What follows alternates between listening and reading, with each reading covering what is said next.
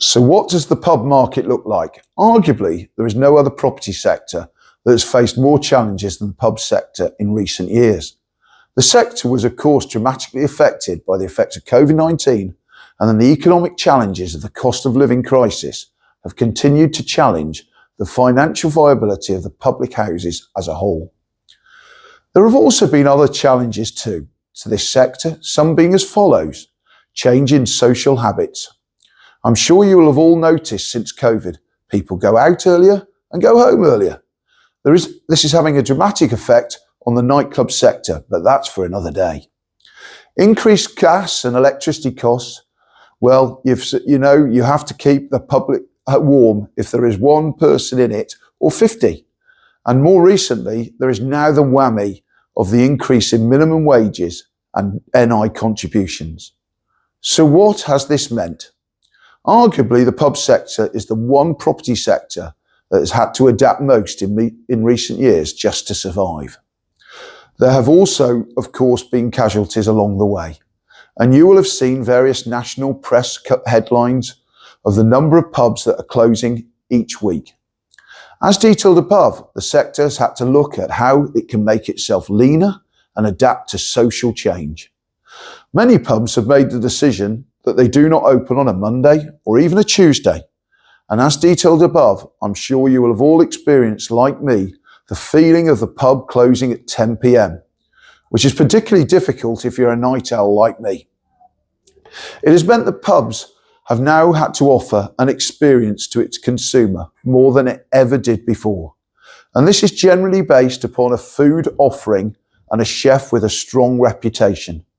Dry sales and letting accommodation income have become important, as many pubs have had to adapt from a pure wet sales based income stream. The development of the community pub has been a fantastic development. The pub is an important part of the community, and in the end, as humans, we're all social animals and we love to chat. And the development of community pubs has been of outstanding benefit as the sector has evolved recently. As a practice, we've been involved in a number of disposals of public houses to this type of owner, and it creates a fantastic buy-in from the local community. The location of public houses has become very important. As detailed above, people want an experience when they are going out. So the environment is important. The attractions of a large car park, no one likes to fight for your car park space, and proximity to water as it's soothing, and nice views have become important, as well as easy access from road connections. What is the future? Is the pub sector fatally wounded, and is help at hand? These are very important questions. The simple answer to this is no. It's not fatally wounded. It's a sector that has had to adapt most in recent years, probably more than any others, and is continuing to adapt, and it will continue to form an important part of the property market.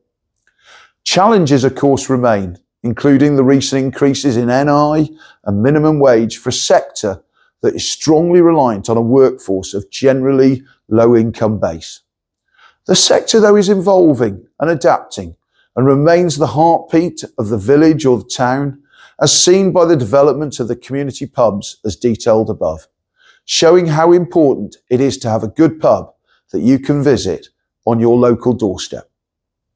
However, there is help at hand in the planning system that has started to be more open to supporting this sector and allowing its continued evolving.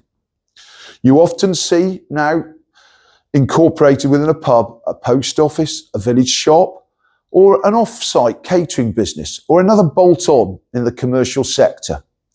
This is where public house owners should take planning and commercial property advice.